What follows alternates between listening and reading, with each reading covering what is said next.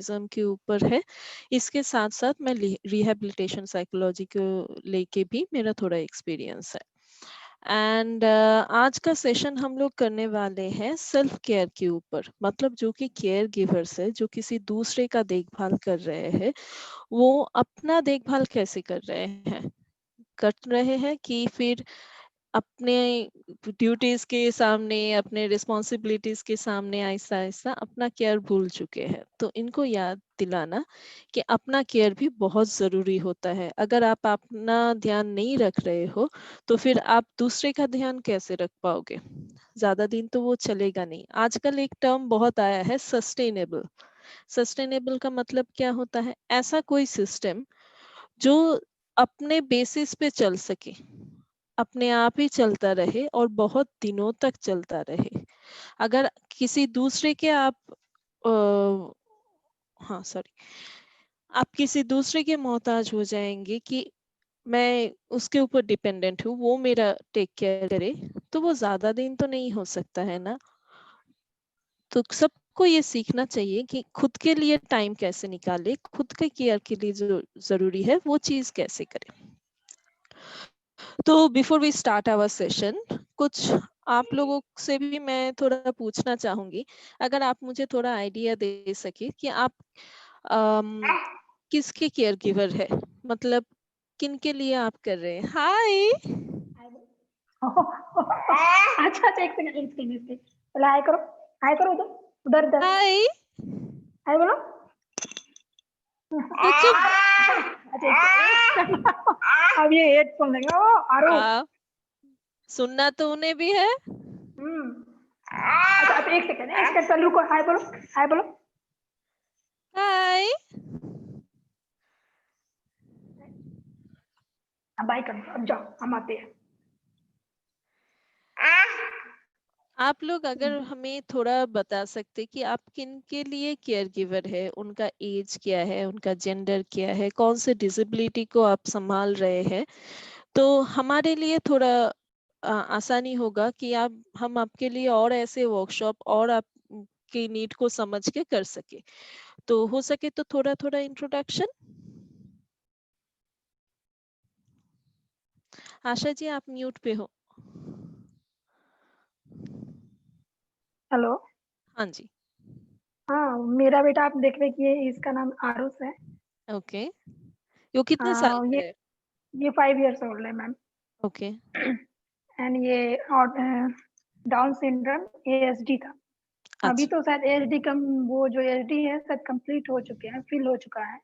Okay. पर हम लोग लगे हैं एक बार वो चेकअप नहीं करवाया। ये चेकअप 5 years होने के बाद करवाना था, लेकिन ये कोरोना लेके अभी हम लोगों ने नहीं करवाया। तो हम लोग नेक्स्ट ईयर ये करवा लेंगे, तो उससे पता चलेगा ये पूरी तरह हो चुका है या नहीं। ठीक है, ठीक है। और कोई? नहीं मैम, मेरा एक ही बेटा है। नहीं नहीं, आपको नहीं पूछ रही हूँ। और कोई अपना ओह इंट्रोडक्शन सॉरी। देना चाहेंगे? Hello ma'am. Hello Ayushi ji. Hello ma'am. चलो चलो आते हैं। मेरी बेटी 4 साल की है, उसको डाउन सिंड्रोम है, मैं उसकी केयर गिवर हूँ। ओके, मिलके अच्छा लगा Ayushi ji. Thank you ma'am.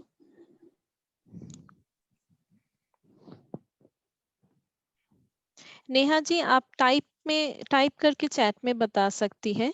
Shantaram जी, लावण्या, स्नेहलता जी, आप में से कोई बोलना चाहेगा? मैडम मैं एक केयर गिवर हूँ। मेरा एक बेटा है 12 साल का। ओके।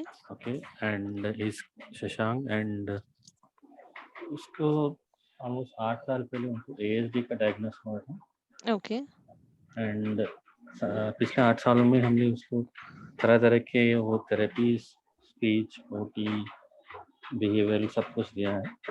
अभी तो ही verbal and he can talk. Only thing is उनका सोशल कम्युनिकेशन का प्रॉब्लम है। अच्छा। सो एंड थोड़ा रिस्पॉन्स ऐसा कुछ एंड अटेंशन तो एनीवे उसका थोड़ा अलग है। So that is something we are working. Sure. So या और कोई? Hello ma'am.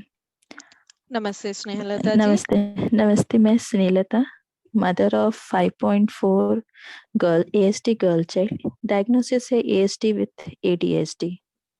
ओके अभी उसका 2 वर्ड्स नीड बेस्ड है स्पीच, एंड इश्यूज तो बहुत सारे हैं, प्रॉब्लम्स तो जैसे सेंसरी प्रॉब्लम्स बहुत सारे हैं, चैलेंजेस हैं, टेम्पर टेंट्रम्स बहुत ज़्यादा हैं।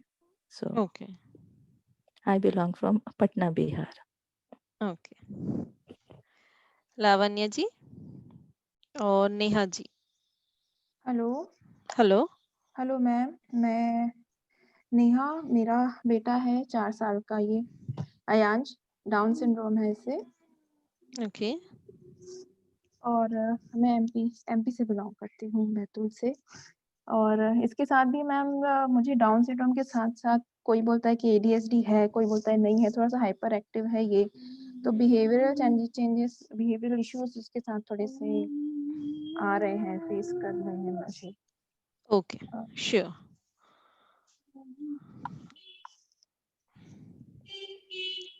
Hello, ma'am. Hello.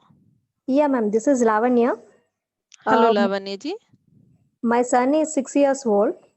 He okay was diagnosed with mild autism with ADHD. Okay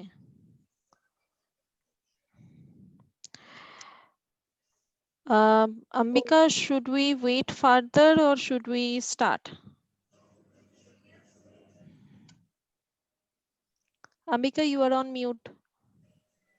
Sorry. No, I said let's get started since it's already 3. It's almost going to be 3:20. Why don't you आप शुरू हो जाइए तनुश्री? ठीक As and when people come in, I will let you know. ठीक है। तो बात करते हैं, आप लोगों को क्या लगता है केयर गिवर होने के लिए, एक आइडियल केयर गिवर होने के लिए कौन कौन सा कैरेक्टरिस्टिक होना बहुत जरूरी है? आप बोलिए, मैं नोट करती हूँ, फिर देखते हैं क्या क्या कैरेक्टरिस्टिक्स उभर के आता है। ठीक है? पेशेंस। गुड। Anything else?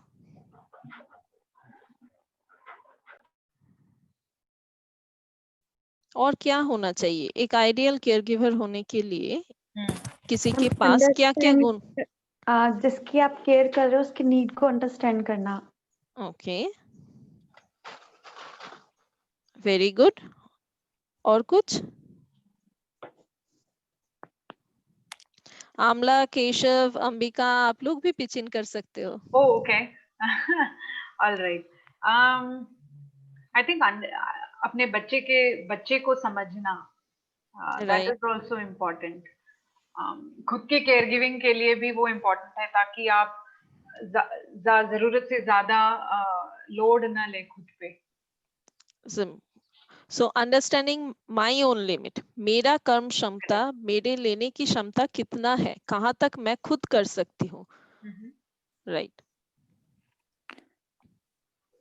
और कुछ? The most important thing I think care givers को खुश रहना आना चाहिए, पहली चीज। एंड स्नेहलता जी, आप मेरे दिल जीत लिया ये बोल के।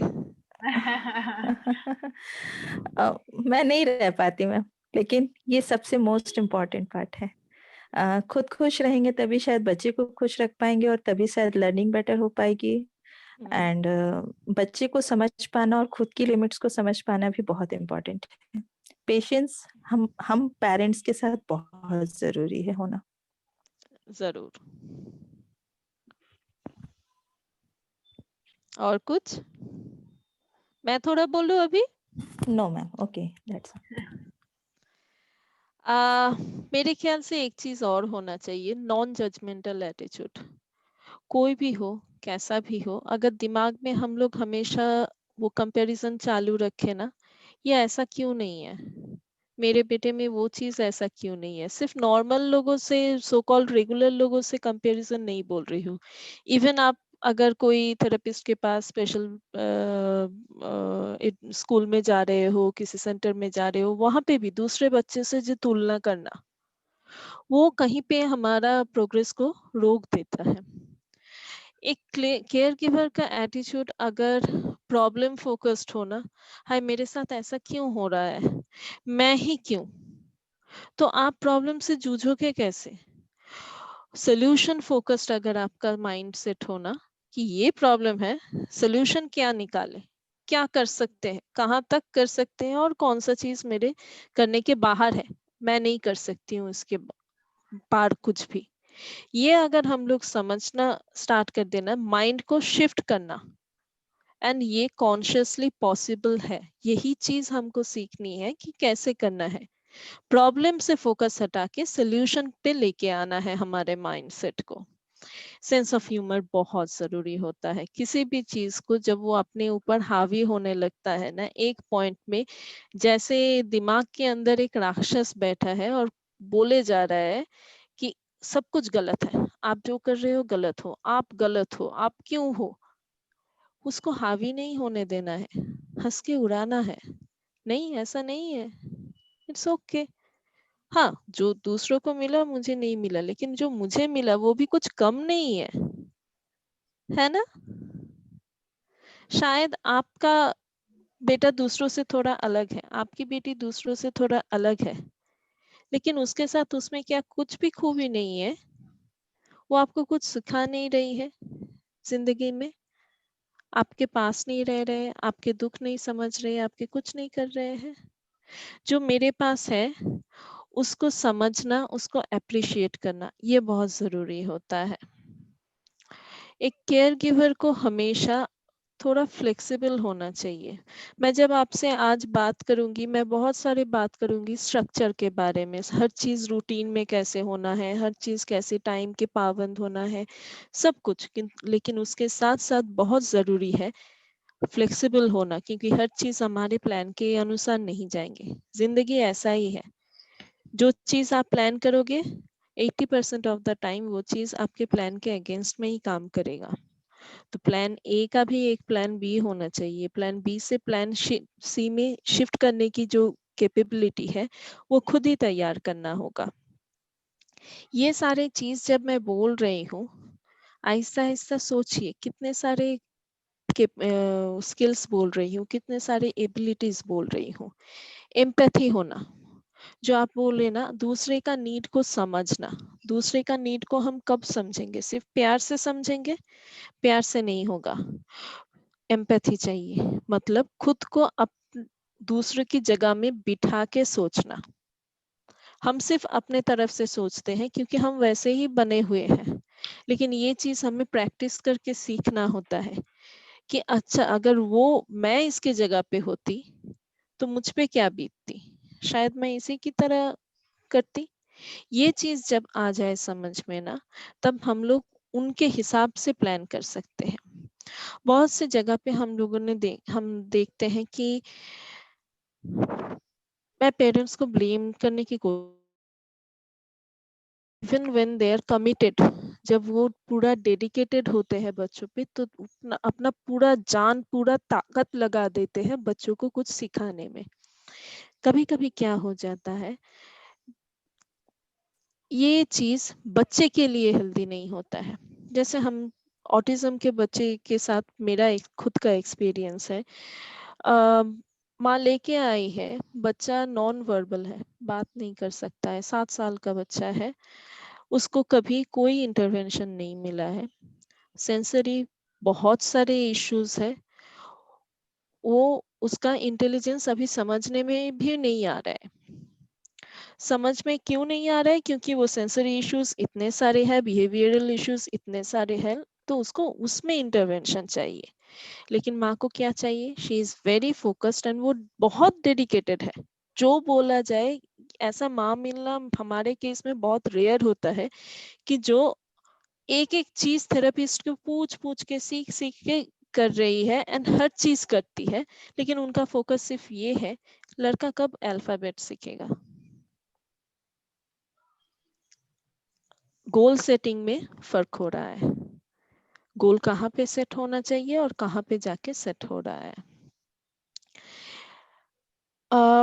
इससे और भी चीजें मैं बोलना चाहिए, एक खुला मन रखना, चीजें सीखने के लिए खुला मन रखना बहुत जरूरी होता है।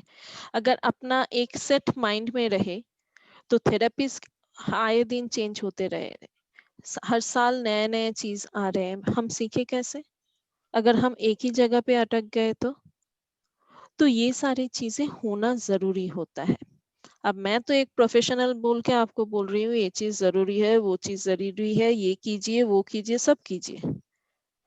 अपने तरफ देखिए, कंधे पे जोर थोड़ा ज्यादा पड़ रहा है ना, थोड़ा प्रेशर आ रहा है, प्रेशर फील कर रहे हैं, कैसा लग रहा है?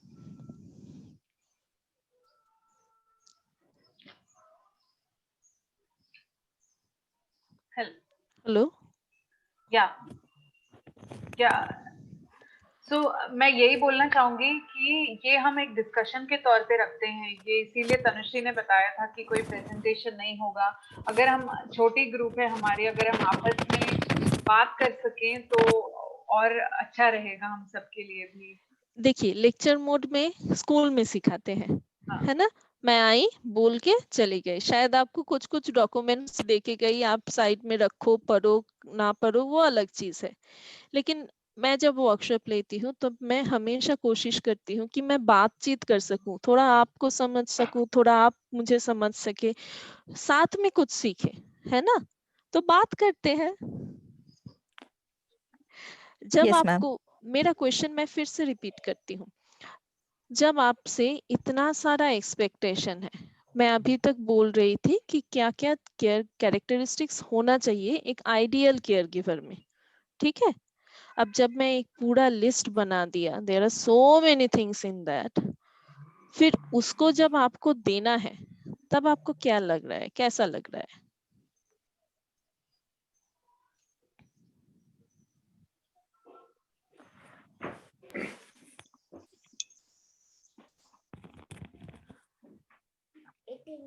कोई कुछ शेयर करना चाहेगा? हाँ यस। हाँ मैं चीजें ये हाँ बोलिए स्नेहलता। चीजें बहुत सारी हैं, सही बात है मैम। एक माइंड में स्ट्रेस है कि मेरा बच्चा है, न्यूरो डाइवर्स है, उसके बाद बहुत सारी थेरेपीज, पेरेंट्स, सभी के साथ हम लोग जब डिस्कस करते हैं तो ये भी चीज कराना है वो भी चीज कराना है, and in a 24 hour lots of challenges whole day होते हैं। तो हाँ वो स्ट्रेस तो लगता ही है कि हाँ आज ये छूट गया, आज ये पार्ट नहीं कराया, तो वो स्ट्रेसफुल बहुत ज्यादा हो जाता है at the end of the day. Right. जब इंसान से एक्सपेक्टेशन बहुत ज्यादा होना, मैं केयर गिवर को बोल रही हूँ, आपको हमेशा पॉजिटिव एटीट्यूड रखना है। एक आदमी, एक पर्सन पूरा दिन पॉजिटिव रहना पॉसिबल है? हर टाइम बहुत पे मुश्किल हंसी है मैम, खुशी रखना पॉसिबल बहुत नहीं। मुश्किल होता है। राइट। तो ये जब अपने आप पे हावी होने लगता है तभी टाइम आता है सेल्फ केयर का। क्योंकि इसी टाइम में अगर अपने लिए आप थोड़ा सा टाइम नहीं रखेंगे, एक दिन में अपने लिए कुछ एक्टिविटीज बचा के नहीं रखेंगे, तो जूझने की क्षमता कहाँ से आएगी? इसीलिए सेल्फ केयर बहुत इंपॉर्टेंट होता है। हम लोग इसे कहते हैं बर्नआउट। हम थेरेपिस्ट लोग भी ये मान के चलते हैं कि हम एक जगह के बाद डिटैचमेंट प्रैक्टिस करते हैं। डिटैचमेंट मतलब ये याद रखना, कहीं पे जाके यहाँ तक मैं कर सकती हूँ, उसके बाद मेरा करने का कोई कोई इख्तियार इख्तियार को कैसे बोलूं मैं, I don't know, I don't have the right to do anything more. After that it is the parents right. सिर्फ माँ बाप ही वो डिसीजन ले सकते हैं, उसके बाद मैं नहीं कर सकती, even if I know better. अगर मुझे ठीक सही पता भी है तो मैं वो नहीं कर सकती। सेम चीज पेरेंट्स के लिए होता है, कहाँ तक हम कर सकते हैं, कहाँ पे चीज हमारे क्षमता के बाहर जा रहा है, उस सम पॉइंट पे समझना कि मुझे हेल्प चाहिए और मुझे वो हेल्प पूछना है, किसी से मांगना है, सपोर्ट तैयार करना है, मैं अकेली नहीं कर सकती हूँ। ये चीज अगर आप समझ ले तो आप वो सपोर्ट नेटवर्क बना सकते हो। अभी जो लग रहा है कि मैं अकेली हूँ, मैं कब तक झेलूं इसको, मैं ऐसे अकेली नहीं कर सकती हूँ, उसी पॉइंट पे अगर आप मांगना स्टार्ट करें, पूछना स्टार्ट करें दूसरों से कि थोड़ा ये चीज कर दो, थोड़ा वो चीज बता दो। ये जब तक करे, मेरा एक फेवरेट एडेज है, मैं हमेशा बोलती हूँ, पूछ के देखो, अगर ना बोलेंगे तो आप जहाँ पे थे वहीं पे थे हो ना, उससे पीछे तो नहीं गए, उससे बुरा तो नहीं हुआ है, तो पूछने में क्या जाता है? कुछ नहीं जाता है, पूछ के तो देखो, है ना।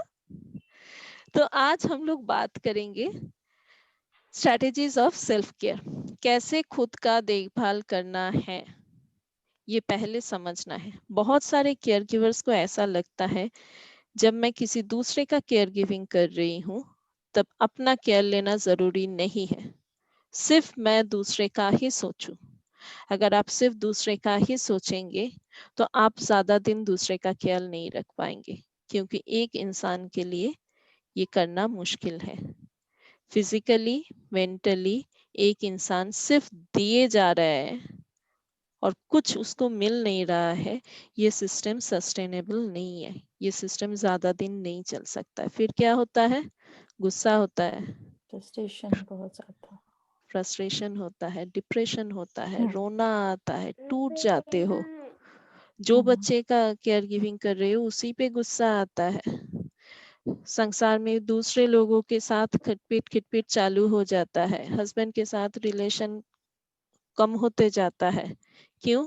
क्योंकि माँ बाप बने हो, हस्बैंड वाइफ बनना भूल जाते हो, है ना। ये सब कुछ होते रहता है, तो वो चीज को हमें शुरुआत में ही रोकना है, ठीक है।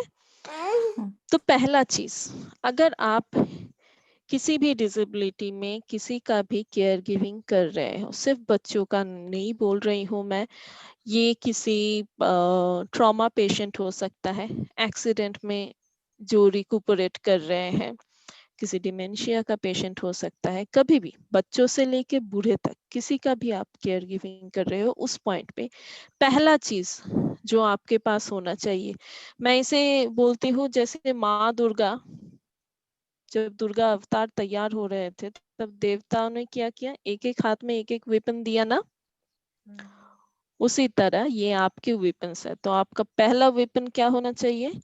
आपको एम्पावर होना है, शक्ति लाना है। कहाँ से शक्ति आएगा? इंफॉर्मेशन। जिस डिसेबिलिटी को आप रोज संभाल रहे हो उसके बारे में जितना जानकारी हो सके वो जानकारी लीजिए। थेरेपिस्ट हो, नई दिशा जैसे कोई रिसोर्स वेबसाइट हो, सपोर्ट ग्रुप हो, दूसरे पेरेंट्स हो, कोई भी हो, बातें करते रहिए, जानकारी लेते रहिए। जितना आप जानेंगे उतना आप जूझ पाएंगे। सिर्फ अभी आपके जितने जन आप बोल रहे हो, ज्यादातर इट्स 4 to 5 years 6 years, एक जन 12 साल का बेटा, राइट।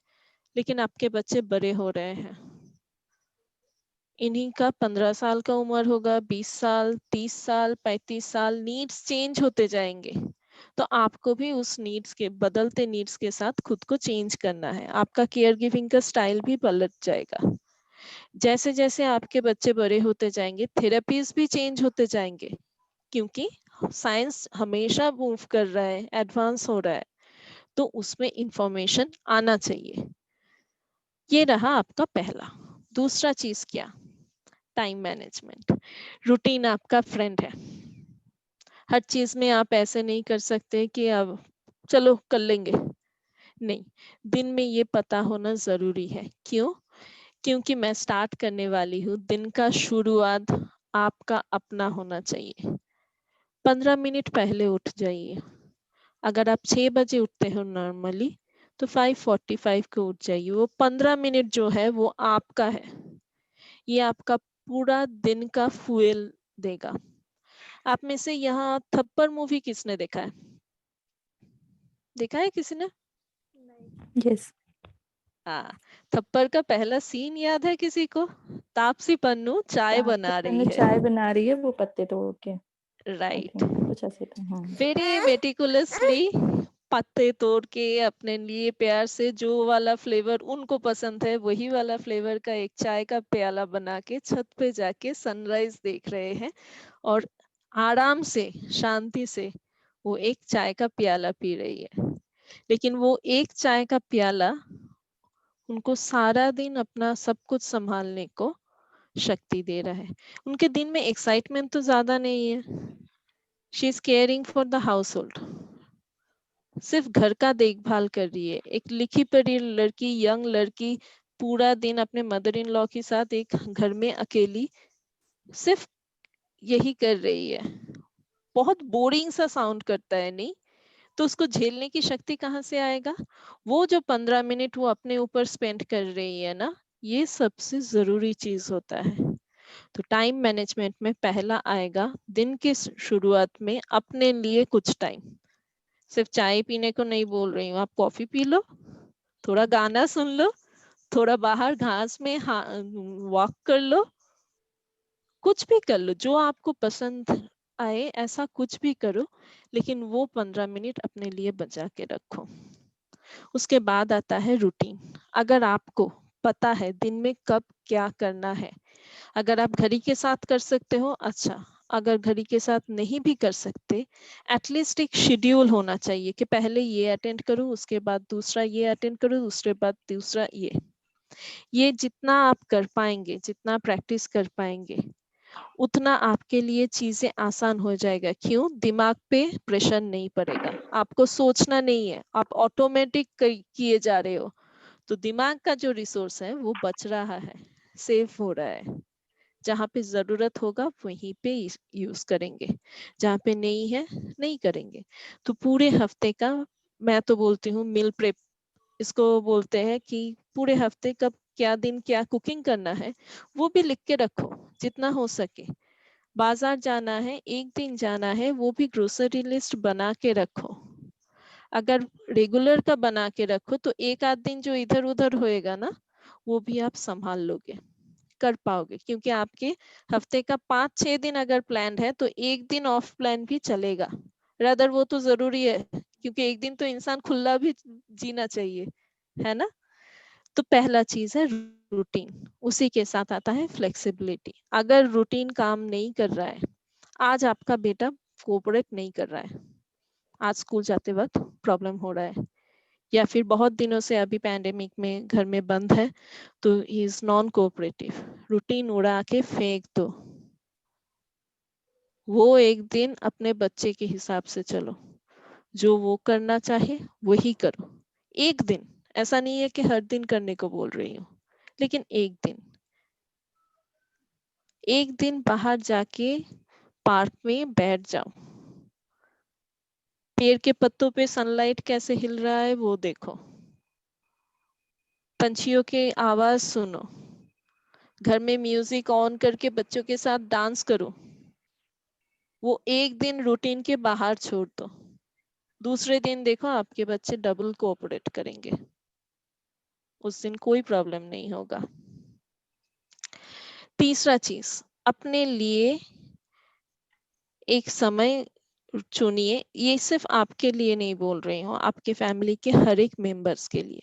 जैसे जिनके बच्चों का एक भाई या बहन भी है, या फिर आपके हस्बैंड के साथ आपका टाइम, ये टाइम बचा के रखिए। हफ्ते में एक दिन 1 घंटा ऐसे करके अगर आप टाइम अलॉट करेंगे ना, तो आपस में रिश्ते बहुत अच्छे बने रहेंगे। हमेशा सिर्फ माँ होके रह जाएंगे तो फिर बहू कब बनेंगे, स्त्री कब बनेंगे, दूसरे बच्चे का माँ कब बनेंगे, और आप खुद कब बनेंगे, आयुषी आयुषी कब बनेंगे, है ना? तो उसके लिए भी टाइम चाहिए। एक टाइम आयुषी का चाहिए, एक टाइम आयुषी और आयुषी का हस्बैंड का चाहिए। सॉरी आयुषी जी, आपको ही देख रही हूँ तो आपको ही एग्जांपल ले ली। एक टाइम आयुषी और आयुषी के दूसरे बच्चे के लिए चाहिए, ये भी एग्जांपल है। Sorry I don't know if you have one. ये सारा अलग अलग रिश्तों के लिए अलग अलग टाइम चाहिए। हस्बैंड के साथ थोड़ा डेट पे जाओ, अगर डेटिंग वाला कॉन्सेप्ट बहुत एडवांस कॉन्सेप्ट है तो यार छत पे जाके एक प्याली चाय एक साथ पी लो। मैं चाय बहुत पसंद करती हूँ, सो लोगों को रिकमेंड भी करती रहती हूँ। ठीक है, चाय से बहुत कुछ सॉल्व होता है। वो ब्रिटिश लोग बोलते हैं ना, कुछ भी प्रॉब्लम हो पहले Right. चाय, एक प्याली चाय तो दे दो। है ना? एक है एक चीज। दूसरा चीज, जैसे हम लोग एक्चुअली प्लान करने वाले थे कि खेलना, खेल खेल में बहुत से चीजें सिखा भी सकते हैं बच्चों को। बहुत सारे स्किल्स जो आप सिखाने के लिए एक एक्टिविटी शेड्यूल की तरह करते हो ना, वो बहुत बोरिंग हो जाता है बच्चों के लिए। बच्चे कोऑपरेट नहीं करते, झगड़ा कर लेते हैं। वही सेम चीज अगर आप गेम खेलते हो ना बच्चों के साथ, वो थोड़ा आसान हो जाता है। पूरा फैमिली एक साथ बैठ के कोई भी गेम हो, सिंपल सा लूडो ले लो, कॉम्प्लेक्स सा चेस ले लो, मोनोपोली ले लो, कुछ भी ले लो, बाहर जाके आउटडोर पे पकड़म पकड़ी खेलो, बॉन्डिंग भी बढ़ता है, स्किल भी बढ़ता है ना? तो ये सारे चीजें अपने लाइफ में इनकॉर्पोरेट कीजिए। सिर्फ एक बच्चे को सिखाना है सिखाना है सिखाना है, ये इसमें अटक के मत रह जाइए। थोड़ा खुल के सोचिए कि इसमें से भी मैं कर सकती हूँ। मैं कुकिंग कर रही हूँ, बच्चा साइड में बैठ के वेजिटेबल सीख रहा है। ये पोटैटो है, ये गोभी है, ये मूली है, विंटर में ये सब्जी आता है, समर में ये सब्जी आता है। सीखा ना बच्चा? इसी को हम लोग सिखाते हैं एक बुक में पिक्चर दिखा के। बोरिंग है ना? मैं पक जाऊंगी देख देख के, तो बच्चा क्यों नहीं बोर होगा? ये गया टाइम मैनेजमेंट। किसी को कोई क्वेश्चन है, कुछ पूछना है मुझसे? कोई कुछ बोलना चाहेगा? नहीं? तो फिर मैं आगे बढ़ती हूँ। स्ट्रेस से कैसे कोप करें? अब इतना कुछ कर रहे हैं, पूरा दिन किसी के पीछे जा रहा है, तो स्ट्रेस तो होता है, लाजमी है। तो स्ट्रेस के साथ कोप करें हम लोग, उसको संभाले कैसे, उसके साथ जूझे कैसे, उसको उससे उभर के ऊपर आए कैसे? पहला चीज, एक चीज मैं बोलना चाहूंगी, इंसान जो अपने अंदर सोचता है वही वो कर लेता है। सबसे बड़ा जो गलती हम लोग करते हैं, हम लोग सोचते हैं ये मेरा ड्यूटी है, ये मेरा रिस्पॉन्सिबिलिटी है, ये मुझे करना चाहिए। नहीं, जितना आप ये करना चाहिए, रिस्पॉन्सिबिलिटी, शुड, इसमें फंस जाओगे ना, कुछ नहीं आएगा। कितना दिन चलेगा? जब आप अंदर से कुछ करना चाहोगे, वो चीज सबसे ज्यादा दिन चलेगी। तो पहले वो चीज समझिए। हर चीज आपका रिस्पॉन्सिबिलिटी नहीं है, बच्चा आपकी अकेली की नहीं है। हर चीज हम लोगों को डिवाइड करके करना है, रिस्पॉन्सिबिलिटीज भी आपस में डिवाइड कर लेना है। अगर आपके स्पाउस इतना उसमें थोड़ा प्रॉब्लम है, एक्सेप्टेंस में प्रॉब्लम है, तो ठीक है, हाउस होल्ड रिस्पॉन्सिबिलिटीज में थोड़ा शेयर कर लीजिए। बच्चे का आप जैसे कर रहे हैं, तो हाउस होल्ड रिस्पॉन्सिबिलिटीज थोड़ा कम करना है, उसमें थोड़ा मॉडिफिकेशन करना है, लेकिन ये आपको ही बोलना होगा, आपको ही मांगना होगा। ठीक है? तो स्ट्रेस को जब हम लोग कोप करते हैं, उसका 4 सिंपल स्ट्रैटेजी होता है। एक होता है अवॉइड करना, जो स्ट्रेस का सोर्स है, जिस चीज से मुझे स्ट्रेस होता है उसको मैंने आइडेंटिफाई कर लिया। मेरी एक नेबर है, वो हर बार मुझे देखते ही मेरे बेटी को लेके मुझे ताना मारती है, अरे तुम्हारी बेटी ऐसी है, अरे अभी तक ये नहीं कर पाई, अभी वो नहीं कर पाई। दिमाग से निकाल दो, उससे बात नहीं करना है। उसके बाद अगर बोले भी, एक कान से सुनो, दूसरे कान से निकाल दो। भगवान ने जबरदस्त सिस्टम दिया है अपने को, 2 दिया है कान, एक में अटक के नहीं रहना है। ठीक है? अपने अंदर वो शक्ति लाइए कि जो आदमी, जो औरत, जो पर्सन मेरा मनोबल नीचे कर रहा है, उसका बात सुनना नहीं है। अगर हो सके तो उसको इन पर्सन अवॉइड करूं, अगर नहीं करूं तो उनका बातें एटलीस्ट अवॉइड कर दूं।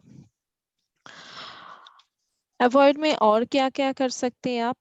ना बोलना सीखना, जो अपने क्षमता के बाहर है वो चीज में ना बोलिए। बहुत सारे रिस्पॉन्सिबिलिटीज अपने ऊपर है, मैं नहीं कर सकती, मैं यहाँ तक कर सकती हूँ, दूसरे चीजों में मुझे किसी दूसरे का हेल्प चाहिए, ये बोलना सीखिए। अगर आप अपने लिए नहीं बोलेंगे तो कोई दूसरा अपने लिए नहीं बोलने वाला है। जब तक आपसे काम मिल रहा है तब तक कोई क्यों आके आपका हेल्प करेगा? आप कर रहे हो ना। और लोगों को पता भी कैसे चलेगा कि आपसे मुश्किल हो रहा है?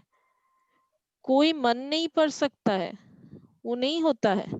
आपको बोलना है, खुद आके बोलना है कि मेरे पे भारी हो रहा है, मुझे थोड़ा हेल्प चाहिए। कुछ कुछ चीजों में अपना कंट्रोल फिर से वापस लीजिए। सबसे ज्यादा ये पैंडेमिक जब नहीं था ना, जब सुबह सुबह थेरेपिस्ट सेंटर जाना होता था, स्पेशल स्कूल जाना होता था, सबसे ज्यादा माएँ कंप्लेन करती थी वो स्कूल के लिए रेडी होना है ना, वो वाला टाइम सबसे कॉम्प्लिकेटेड है। एक तरफ हस्बैंड निकल रहे हैं ऑफिस के लिए, एक तरफ मैं तैयार हो रही हूँ, एक तरफ बच्चे तैयार हो रहे हैं, और इतने सारे चीज बच्चा कोऑपरेट नहीं कर रहा है, मुश्किल हो रहा है। होता है या फिर और किसी चीज में होता है, दिन में रूटीन में सबसे मुश्किल वाला ऐसा केओटिक मोमेंट कहाँ पे होता है? Morning time. मॉर्निंग टाइम ना। Yes ma'am. व्हेन जब थेरेपीज वगैरह चलती थी तब मॉर्निंग टाइम, और अभी भी है, अभी भी मॉर्निंग का सिचुएशन बहुत ज्यादा हेक्टिक होता है। इसका एक आसान सा तरीका है, पता है? आप जिस टाइम पे बच्चे को उठाते हो ना, 10 मिनट पहले उठाओ। कैसे उठाओ? उठ उठ उठ उठ, देर हो रहे। नो, शांति से उसके पास लेट जाओ, थोड़ा टिकल करो, थोड़ा गला पकड़ के बातें करो, थोड़ा प्यार से बोलो। 10 मिनट पहले करो। जो काम जब स्टार्ट करते हो उसका 10 मिनट पहले करो। वो 10 मिनट थोड़ा आहिस्ता से बच्चे से बात करो, आराम से बच्चा उठ जाएगा। Extra 10 minutes, anything you are doing, add extra 10 minutes. बहुत से बच्चे खाना नहीं सीखते हैं, क्यों? क्योंकि ऐसे जल्दी में झटपट में माँ क्या करती है, जल्दी से खाना खिला देते हैं। बच्चे का कभी फीडिंग स्किल तैयार नहीं होता है। Add extra 10 minutes. वो 10 मिनट्स पकड़ के अपना प्रिपरेशन टाइम देखो। वो अगर देखो ना, जो खाना आपको लग रहा है कि 10 मिनट में खत्म करना है, उसको आपके रूटीन में 20 मिनट देना है। अगर आपके दिमाग में 20 मिनट होगा, बच्चा एटलीस्ट 3 स्पून 4 स्पून अकेले खा पाएगा। थोड़ा सा तो प्रैक्टिस हुआ, पूरा खाना ना भी खाए, 3 स्पून खा लिया, वो तो एटलीस्ट हो जाएगा। Add extra 10 minutes. This will give you a lot of time in your hand. पूरा दिन में। अब अवॉइड कर लिया, जो जो सिचुएशन मैं अवॉइड कर सकती थी वो मैंने कर लिया। अब क्या कर सकती हूँ? ऑल्टर सिचुएशन को थोड़ा मॉडिफाई करके देखते हैं। अभी ये सिचुएशन में मुझे स्ट्रेस हो रहा है, मैं सिचुएशन को थोड़ा मॉडिफाई करके देखती हूँ। रिस्पेक्टफुली दूसरों को रिक्वेस्ट हेलो। करना। हेलो। हाँ मैं बोल रही हूँ, मैं हाँ आशा जी बोलिए। जैसा आपने कहा कि बच्चों को एक्स्ट्रा टाइम देना चाहिए, 20 मिनट 25 मिनट, ओके मैं देती हूँ उसको, लेकिन ये होता है मेरे साथ कि मैं ऑल टाइम बिजी ही रहती हूँ।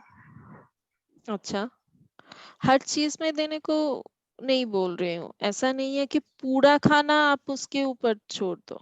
नहीं, पूरा खाना नहीं छोड़ते हैं, फिर भी उसके लिए वो खाने में मिनिमम कम से कम 30 मिनट तो लेता है। राइट। अब 30 मिनट में से कितना टाइम वो खुद से खाता है और कितना टाइम आपके ऊपर है? कुछ होते हैं कि बाइट्स अपने से ले लेता है, और वरना फिर मैं देती हूँ उसे। वो हैंड से खा लेता है, लेकिन स्पून से उसे खाने में प्रॉब्लम होती है। राइट। तो हर दिन उसको भी आप गेम के तरह यूज करो, ठीक है? 1-2 स्पून लेके बैठो, 1 स्पून उसके हाथ, 1 स्पून आपके हाथ। मॉडलिंग करो, आप भी दिखाओ, उसको गेम के तरह यूज करो।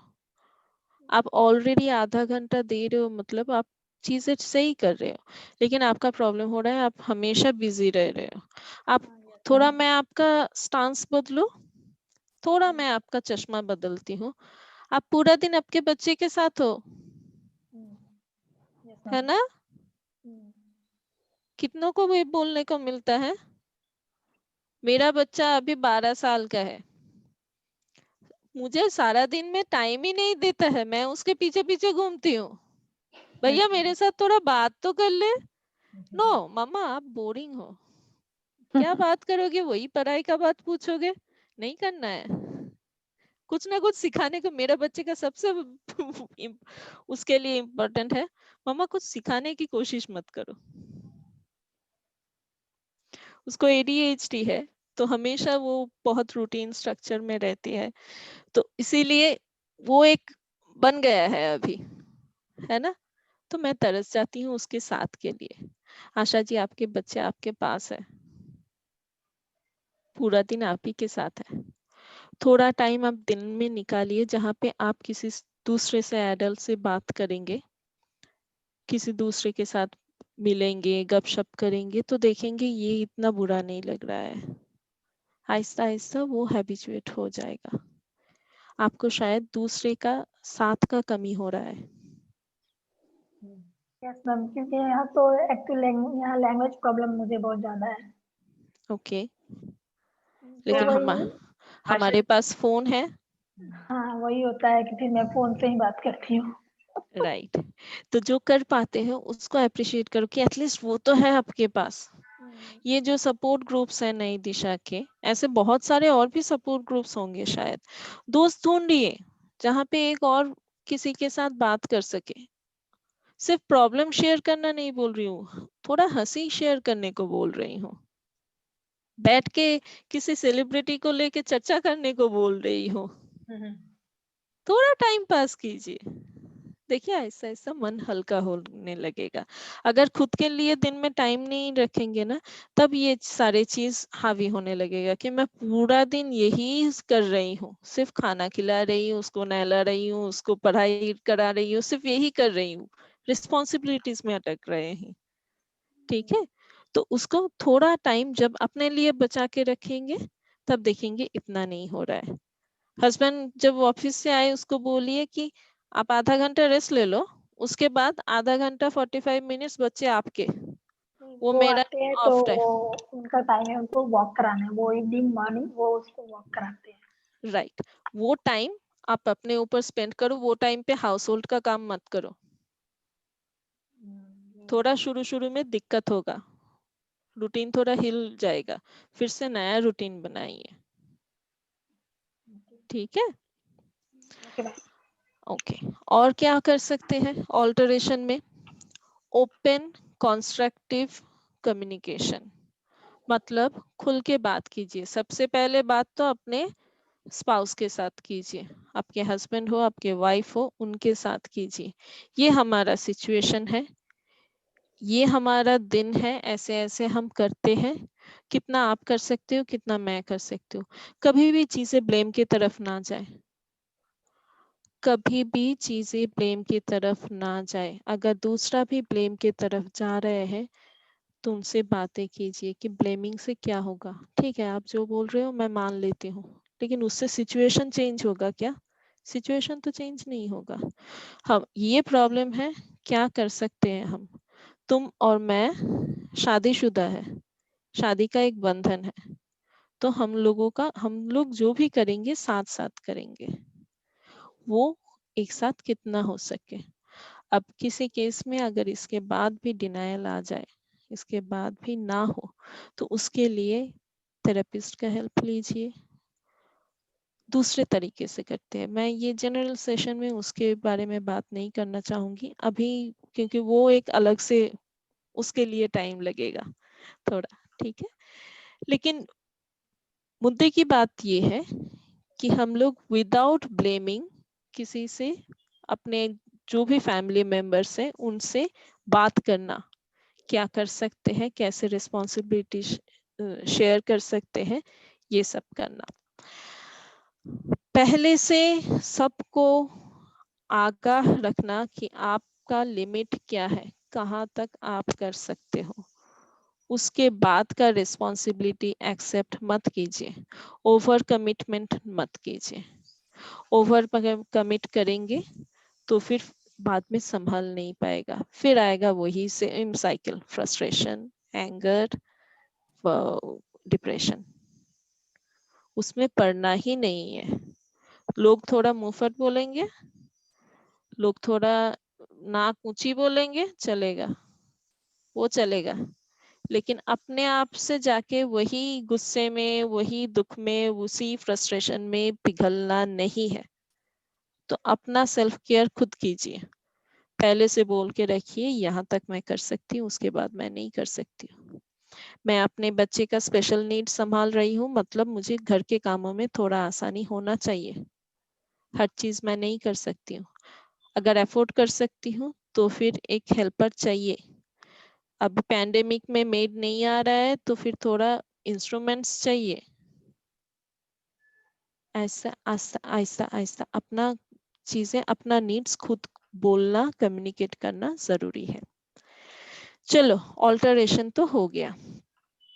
थर्ड क्या कर सकते हैं? एक्सेप्ट करना। एक सेरेनिटी प्रेयर बोल के चीज है, उसमें हम लोग क्या करते हैं? हम लोग बोलते हैं कि भगवान मुझ में इतना ताकत दो कि हम लोग समझ सके, ये मान सके कि यहाँ तक मेरा लिमिट है, उसके बाद मैं सिचुएशन को चेंज नहीं कर सकती हूँ। जो मेरा रियलिटी है, जो मेरा वास्तव है, उसको मैं चेंज नहीं कर सकती हूँ। और अगर मैं चेंज नहीं कर सकती हूँ तो एटलीस्ट मैं उसको जी तो लूं ठीक से, उससे भागूंगी नहीं मैं। उसी में रह के जीना है और उसी में खुश रह के दिखाना है। ये चीज हर बार आप, जितना बार आप प्रेयर भगवान को कर रहे हो, लेकिन ये आप एक्चुअली खुद को बोल रहे हो। अपने दिमाग में एक पॉजिटिव सेल्फ अफर्मेशन डालना, मैं इनफ हूँ। सबसे ज्यादा माओ को क्या पता है तकलीफ होता है? दिमाग में ये डाउट, मैं बुरी माँ हूँ, मैं कुछ नहीं कर पा रही हूँ अपने बच्चे के लिए। नहीं, सबसे पहले खुद को ये बोलना प्रैक्टिस कीजिए कि मैं जो भी हूँ, ये मेरा बेस्ट है, मैं कर रही हूँ, जो मेरे से बन पड़ रहा है वो मैं कर रही हूँ। मैं हर दिन कुछ सीखने की कोशिश करती हूँ, हर दिन मैं अपने बच्चे के लिए कुछ करने की कोशिश कर रही हूँ। ये चीज जितना आप खुद को बोलेंगे, मैं अच्छी हूँ, आप अपने आप को अच्छा बोलोगे, आप अच्छा ही होगे। आप अपने आप को बुरा बोलोगे, आप बुरा ही बनोगे। तो बुरा नहीं बोलना है। दिमाग में जब ऐसे ख्यालात आए ना, कॉन्शियसली एक्टिवली उसको रोकना है। और ये एक प्रैक्टिस का बात है। जब अपने थॉट्स पे आप अटेंशन डालोगे ना, तब आपको दिखेगा कि कितने बार दिमाग में ये ख्याल आता है। वो ख्याल को उसी टाइम पे वहीं पे रोकना है।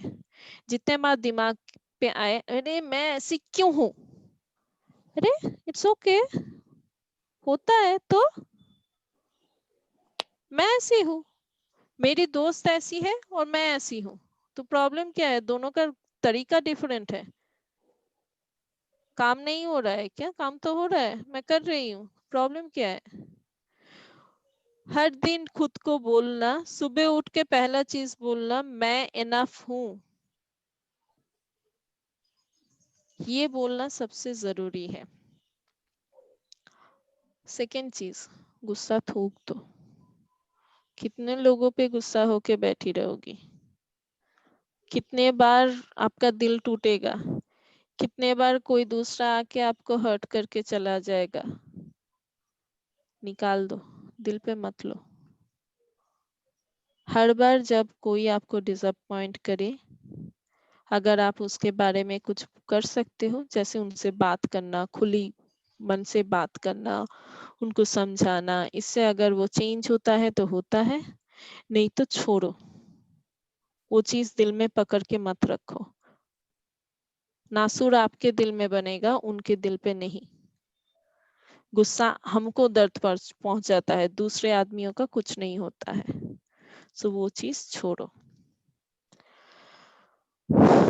ये गया एक्सेप्टेंस। सबसे लास्ट चीज मैंने एक्सेप्ट कर ली, मैं एक्सेप्ट कर चुकी हूँ कि मेरा सिचुएशन बदल नहीं सकता है, अब मैं क्या करूँ? उसके नीचे मैं मायूस होके बैठ जाऊं? नहीं, मुझे उठ के बैठना है और उस सिचुएशन के हिसाब से खुद को चेंज करके सिचुएशन के साथ जीना है और बेहतरीन जीना है। बहुत सारे सक्सेस स्टोरीज देखते हैं ना हम, बच्चे को डिसेबिलिटी हुआ है, फिर वो बच्चा बड़ा होके ऐसा कुछ बना है, किसी ने लॉयर बना है, किसी ने एक्टिविस्ट बना है, कोई आईटी में गया है, कोई ऐप निकाला है, पढ़ते हैं ना हम लोग इनके बारे में। उनके माओ को, उनके पिताजियों को देखिए, फ्रस्ट्रेशन उनको नहीं होता है, उनको भी होता है, गुस्सा उनको भी आता है, डिप्रेशन भी आता है, बहुत से मुश्किल, बहुत से दुविधा पार करके गए हैं, लेकिन क्यों कर पाए? जिद, हारेंगे नहीं, ये जिद पकड़ के रखिए, जितना हो सके जिद्दी बन के रहिए। अगर कोई साथ नहीं दे रहा है, कोई प्रॉब्लम नहीं है। मैं बंगाल से हूँ, हमारे रविंद्रनाथ टैगोर के लैंड से, टैगोर बोलते थे एकला चलो, अगर कोई साथ नहीं दे रहा है तो अकेले चलो, लेकिन चलो, रुकना मत, कहीं पे भी रुकना नहीं है। अब मैं जनरल कुछ बातें बोलूंगी, हर दिन करने की बातें। हर रोज कितने सारे लोग आप में से एक्सरसाइज करते हो?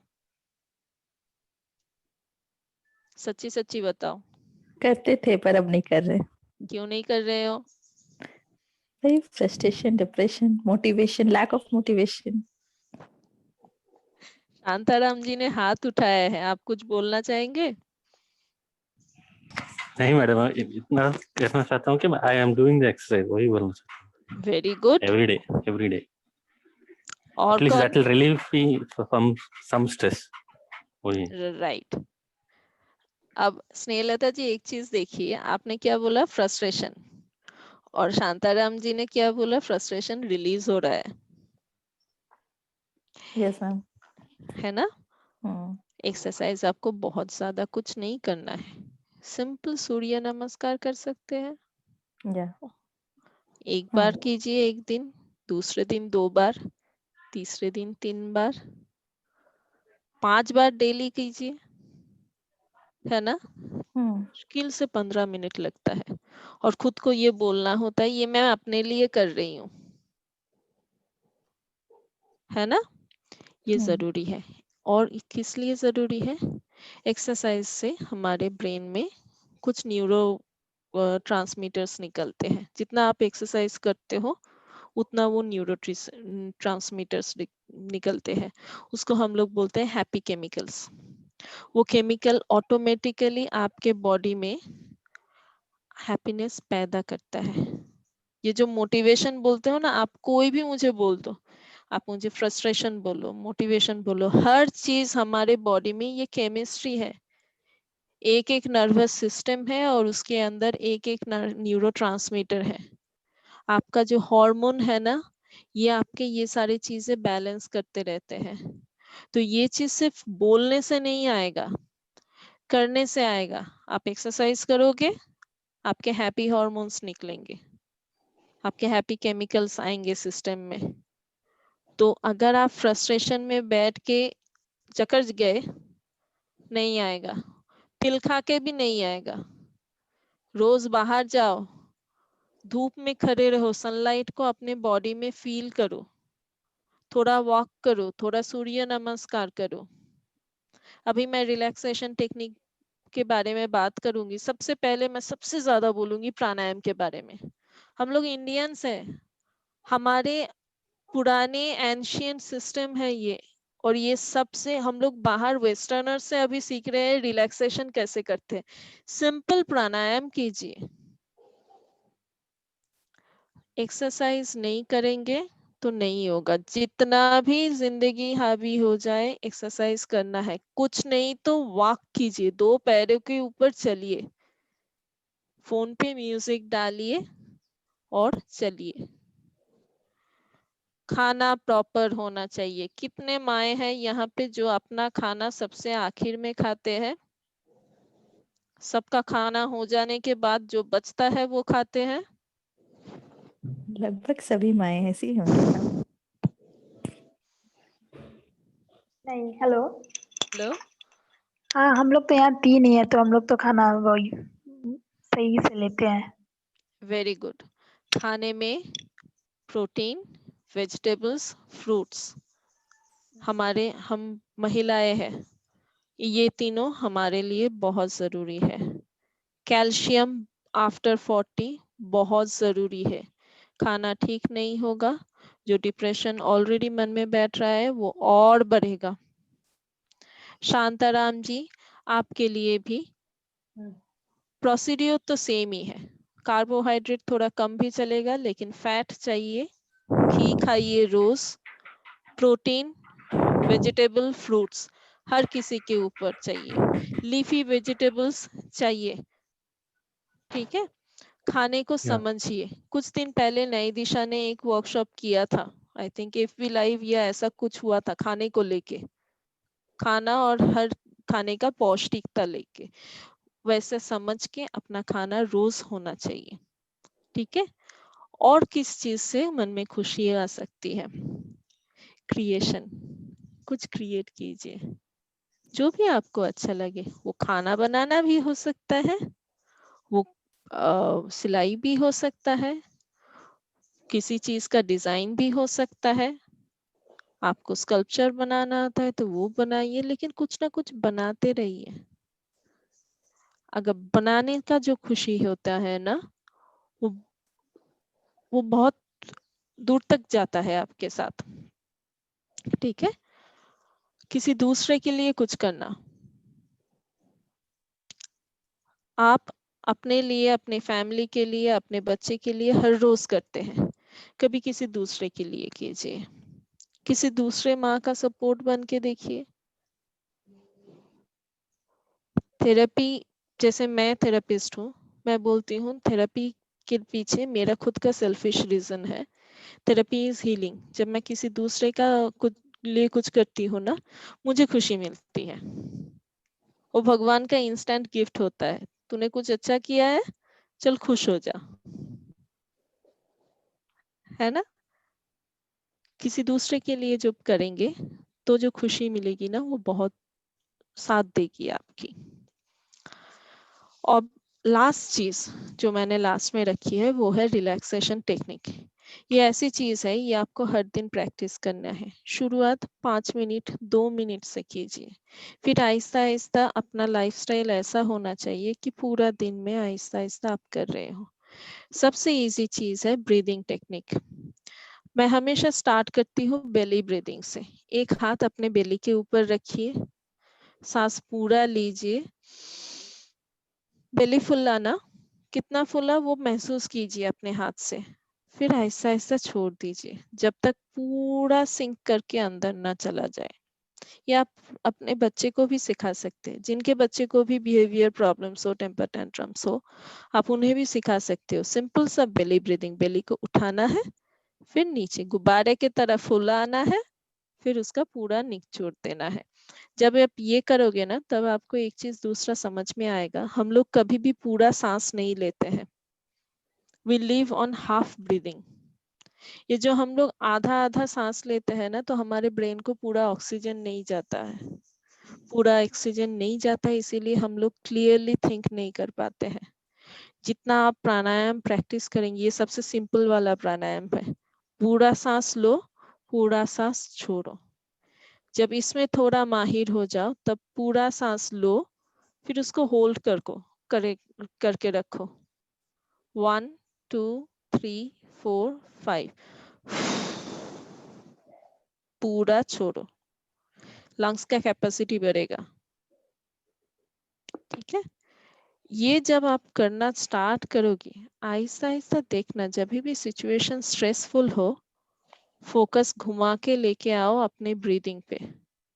जितना आप ब्रीथ कर रहे हो ना, ब्रीदिंग करते करते आपका फोकस वहीं पे आ जाएगा, फिर बाकी सारा जो भी प्रॉब्लम है उतना प्रॉब्लमेटिक नहीं रहेगा। इतने में दिमाग थोड़ा शांत हो जाएगा, थिंकिंग थोड़ा क्लियर हो जाएगा, शांति से आप वो जो मैंने स्टार्ट में बोला था सोल्यूशन फोकस, उसमें फोकस आ जाएगा। प्रॉब्लम आपको इतना स्ट्रेस नहीं दे पाएगी। ब्रीदिंग टेक्निक्स बहुत सारे होते हैं। अगर आप प्राणायाम मानो तो उसमें मैं ज्यादा इसमें नहीं जाऊंगी क्योंकि एक्चुअली ये किसी योगा थेरेपिस्ट को बोलना चाहिए, लेकिन एक सिंपल सी चीज जो मुझे किसी ने सिखाया था और जो जिससे मुझे बहुत बेनिफिट मिलती है, हमारा राइट नोस्ट्रिल होता है सूर्य नाड़ी, लेफ्ट होता है चंद्र नाड़ी। आप ऐसे अगर ब्रीथ करेंगे तो देखेंगे कभी हम लोगों का सूर्य नाड़ी प्रबल होता है, उसी से ब्रीदिंग बाहर आती है, कभी चंद्र नाड़ी होता है, कभी दोनों सेम होता है तो बैलेंस्ड। सूर्य नाड़ी राइट नोस्ट्रिल से अगर बाहर आ रहा है दैट मीन्स आपका बॉडी वार्म है, एक्टिव है, ओवर एक्टिव है। जब आप गुस्से में हो, जब आप किसी काम करने के लिए बहुत एजिटेटेड हो, एक्साइटेड हो, तो आपका सूर्य नाड़ी प्रबल होना चाहिए। चंद्र नाड़ी है जब आपका बॉडी ठंडा पड़ रहा है, आप आहिस्ता आहिस्ता रेस्टिंग स्टेट पे जा रहे हो।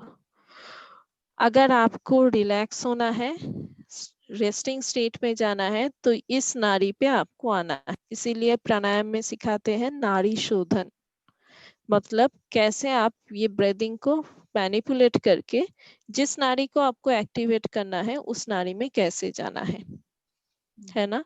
ये चीज किसी भी योगा थेरेपिस्ट से सीखिए कैसे ये करना है। मैं कर सकती हूँ लेकिन मैं नहीं कर रही हूँ क्योंकि एथिकली ठीक नहीं होगा।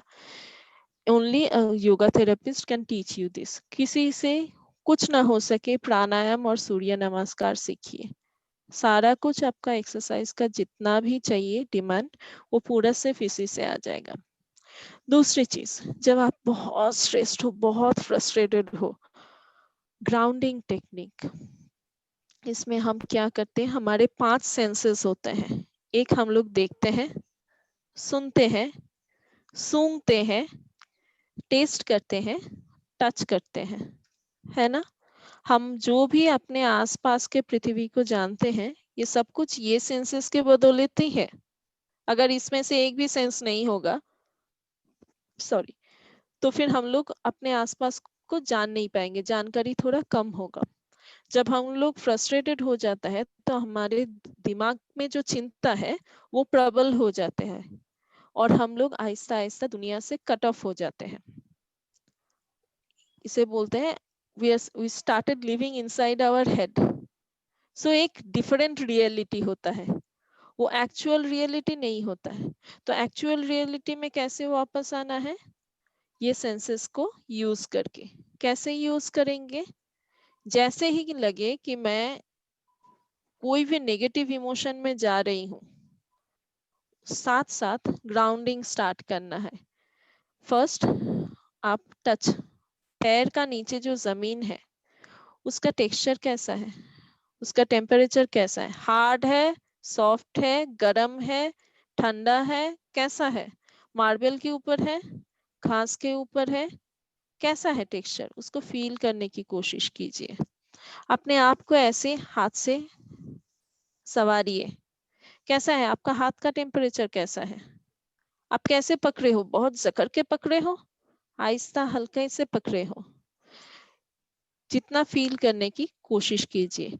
नाक में स्मेल कौन सा आ रहा है, अगर इमीडिएटली आपके सराउंडिंग में कोई स्मेल नहीं है तो स्मेल याद करने की कोशिश कीजिए। जैस्मिन का स्मेल अच्छा लगता है, याद कीजिए जैस्मिन का स्मेल कैसा है। मैं हर रोज कुकिंग करती हूँ ना, मुझे तड़के का स्मेल बहुत अच्छा लगता है, गरम सरसों के तेल में कलौंजी छोड़, मैं वो स्मेल याद करने की कोशिश करती हूँ।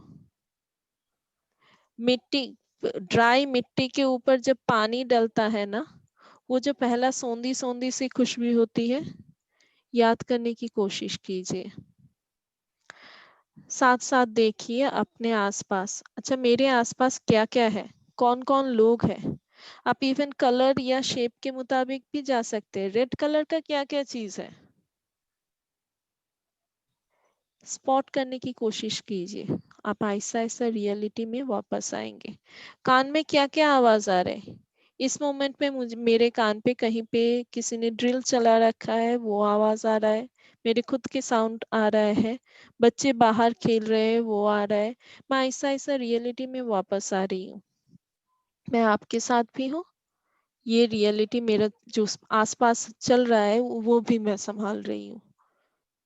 तो मैं कनेक्टेड हूँ। ऐसे करके 5 चीजें, 5 सेंसेस का 5 चीजें आपको सेंस करना है। टेस्टिंग, मन खराब हो रहा है, अपने सबसे फेवरेट जो भी खाना है उसके टेस्ट को याद करने की कोशिश कीजिए। चॉकलेट अच्छा लगता है, आइसक्रीम अच्छा लगता है, खा नहीं सकते हो, याद तो करो। ख्याली पुलाव पका, उसमें घी डालने में क्या प्रॉब्लम है? 2 चम्मच घी और डाल दो, है ना। तीसरी चीज, बॉडी स्कैन। बहुत बहुत इफेक्टिव है। थोड़ा प्रैक्टिस के लिए टाइम लगता है लेकिन काम करता है बहुत। इसके लिए हर एक जॉइंट्स, जैसे ये मेरा रिस्ट का जॉइंट है, फिंगर का जॉइंट है, एल्बो का जॉइंट है, शोल्डर का जॉइंट है, ठीक है। ऐसे जितने भी बॉडी में जॉइंट्स हैं वो जॉइंट समझना जरूरी होता है। फिर होता है, आप पहले मेडिटेट करने को बैठो, थोड़ा रिलैक्सेशन ब्रीदिंग जो है वो प्रैक्टिस करो। फिर बॉडी का एक एक एरिया, हमेशा पैर से स्टार्ट होगा, सिर पे जाके खत्म होगा, ठीक है। पैर को, सिर्फ फीट को, नीचे जो फीट है उसको टाइट करो, ऐसे एकदम जकड़ के टाइट करो। फिर आहिस्ता आहिस्ता खोल दो। जब आप टाइट कर रहे हो तो वो टाइटनेस को फील करो, इतना टाइट करो कि पेन होने लगे। फिर आप जब रिलीज कर रहे हो तो उसको उपभोग कीजिए कि ये खुल रहा है, पेन अभी नहीं है, कैसा फील हो रहा है।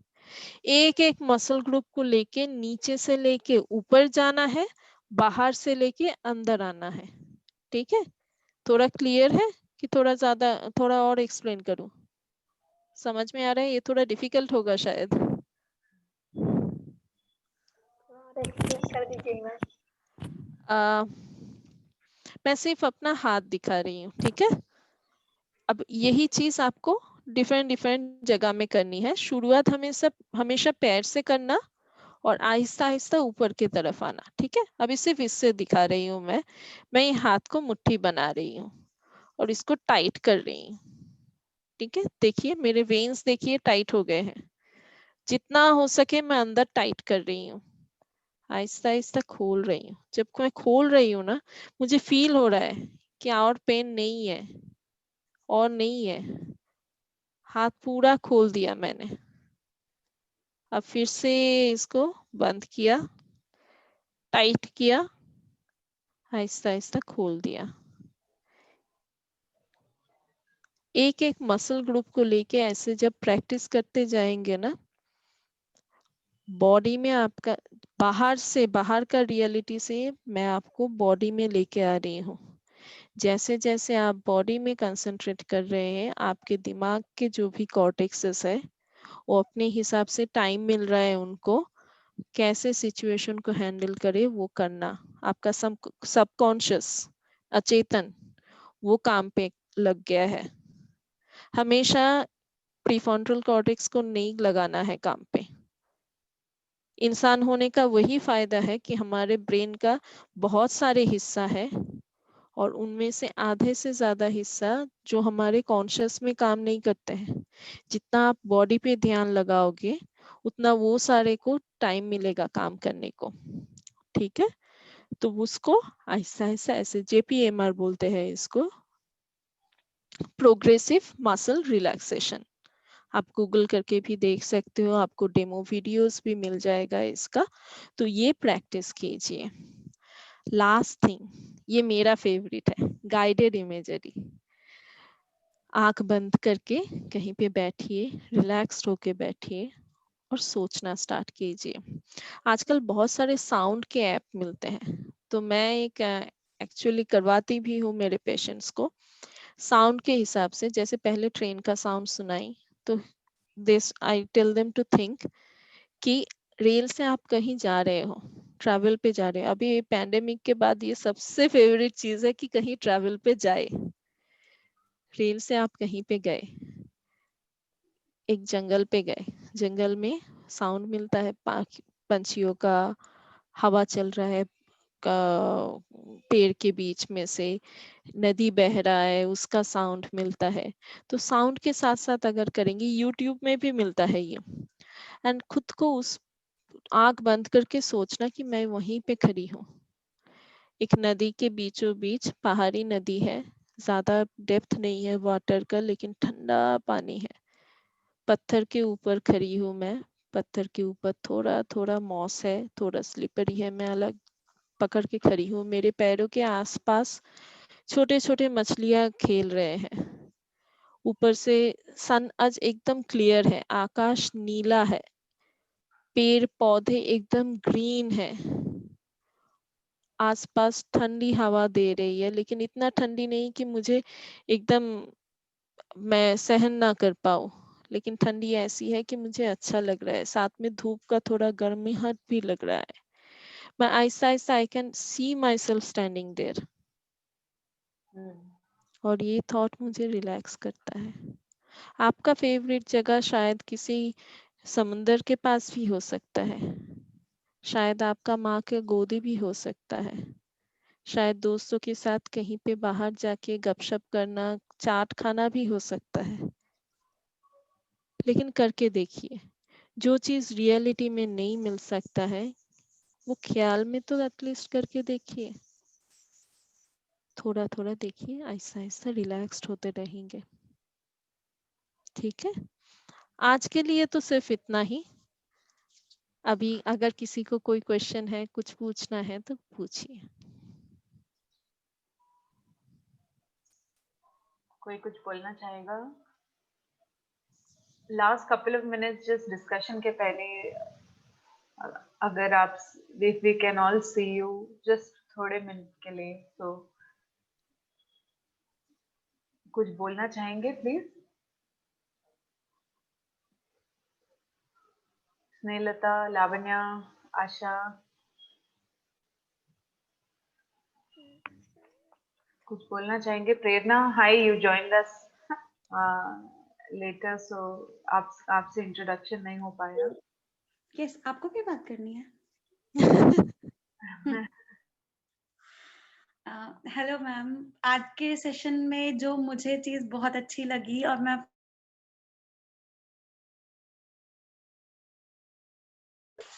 अच्छी टेक्निक आपने डिस्कवर की हो, आप हमारे साथ शेयर कर सकते हैं वो। मैं जो फॉलो करना चाहूंगी आगे, मैं वो शेयर करना चाहती हूँ अभी।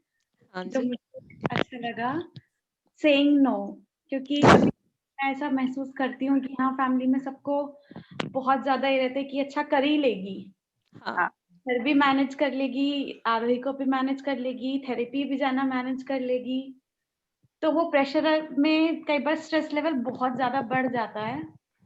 तो हाँ, मुझे अभी आज ऐसा रियलाइज हुआ कि बात करके कि हाँ, अगर नो बोलूं तो कोई बहुत बड़ा बिग डील नहीं है कि मैंने बोला कि मैं नहीं कर सकती। प्यार मुझे से बोलिए, ऐसे हंस के ही बोलिए कि यहाँ तक मैं कर सकती हूँ, उससे ज्यादा नहीं कर सकती हूँ, थोड़ा आप भी एडजस्ट कर लो थोड़ा। ये मैं अब करने वाली हूँ। आयुषी, आपको देख के जब आप स्माइल करती हैं, आप ना भी बोलेंगे कोई बुरा नहीं मानेगा।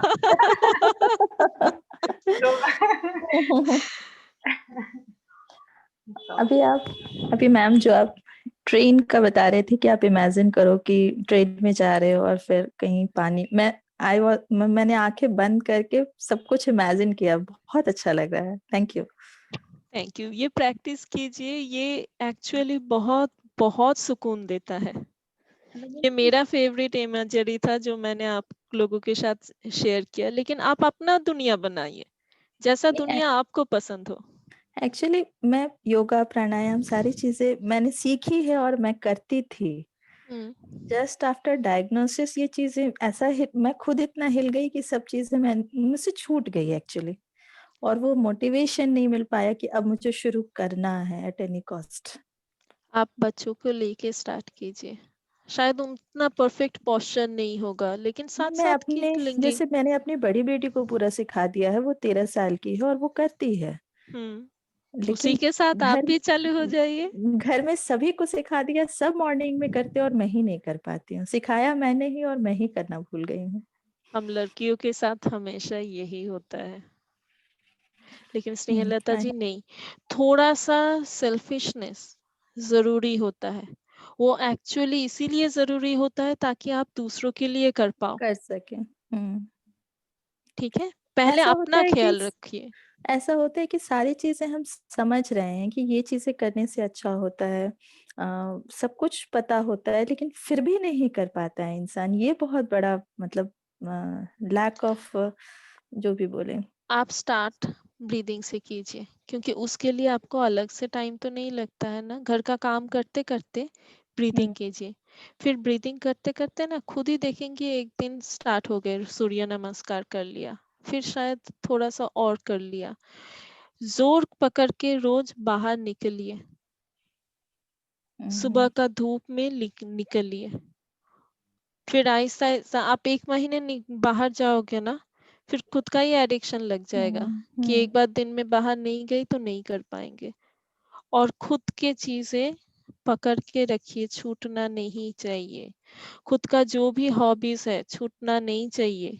पहले जितना टाइम दे सकती थी उतना शायद नहीं दे पाऊं, नहीं दे पाएंगे। लेकिन जितना कर सकूं। Yes ma'am. Okay, self care कभी भी आसान नहीं है। सेल्फ केयर का मतलब ऐसा नहीं है कि ये बहुत इजीली हो जाएगा। एक्चुअली सेल्फ केयर के लिए हम जो भी बोलते हैं वो टफ ही होता है, क्योंकि पूरा एक स्ट्रेसफुल दिन जा रहा है, सारा दिन काम कर रही हो, तो फिर उसके बाद लगता है थोड़ा टीवी देख लूं, थोड़ा सो लूं। उस मोमेंट में खुद को फोर्स करके थोड़ा सा ये सब करना है। वो मन का भूख मिटना चाहिए, आत्मा का भूख मिटना चाहिए। यस मैम, ठीक है, I will definitely share it. Good. Great. It was a nice session, actually. It was very calming. It was very nice, Tanushree, सही में. And also Thank you. guided imagery से मुझे याद आया, मेरे लिए भी it is very useful when I can't sleep. Yes. I do that very often. Yes. तो उससे मुझे याद भी नहीं होता कि मैंने कब इमेजिन करना छोड़ दिया और मैं कब सो गई.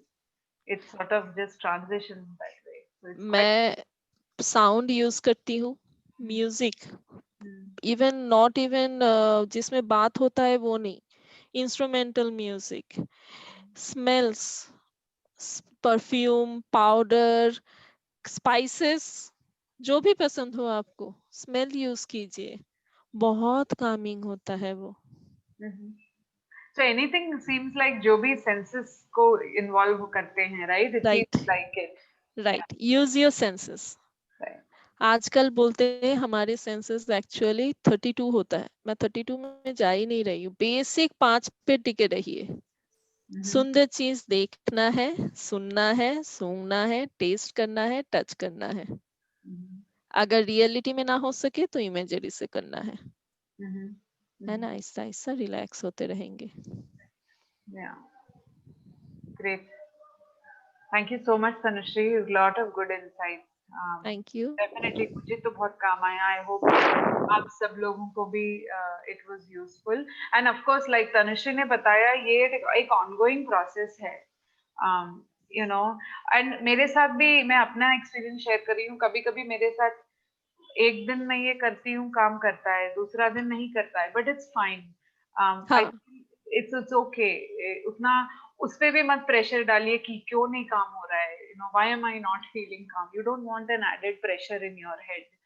तो yeah, so वो and हर दिन ना कर पाए तो भी मायूस मत होइए। अगर किसी दिन बाहर जाना हुआ, किसी फंक्शन पे जाना हुआ, छूट गया, कोई बात नहीं, दूसरा दिन फिर से स्टार्ट कीजिए। लेकिन थोड़ा थोड़ा करके लगे रहिए, छूटना नहीं चाहिए, कुछ भी पकड़ के रखना है। Yeah, great. Thank you on that calm and meditative note. और कोई कुछ बोलना चाहेगा before we end the session? कुछ भी बोलना चाहेंगे? हेलो। हाँ बोलिए आशा। हाँ मैम, मैं यही कहना चाहूँगी कि मैं कभी भी एक्सरसाइज नहीं करती हूँ कभी भी, तो मैं भी सोच रही हूँ कि मैं भी स्टार्ट कर दूँ। मैं एक्सरसाइज करने से ज़्यादा मुझे घूमना पसंद है, तो जब मुझे हेडेक होता है तो मैं कहीं घूमने निकल जाती हूँ, या फिर अकेले ही क्यों नहीं, मैं वही निकल जाती कीजिए, वॉकिंग से बढ़कर एक्सरसाइज क्या होता है, हूँ। वही कीजिए। अगर वॉकिंग नहीं कर पाए तो एक्सरसाइज कीजिए। यूट्यूब में बहुत सारे वीडियोस है, देख देख के सूर्य नमस्कार कर लीजिए। सबसे इजी है, इसलिए मैं सूर्य नमस्कार सजेस्ट करती हूँ। नहीं तो जो भी, जिसमें भी आपका मन लगे, म्यूजिक चला के नाच लीजिए, वो भी एक्सरसाइज होता है। वो तो नहीं हो पाएगा। Great. Good. Thank you. Thank you. Thank you everyone. It was good. छोटा group था फिर भी I think effective था. It was very good, Tanushree. Thank you so much for your time. Thank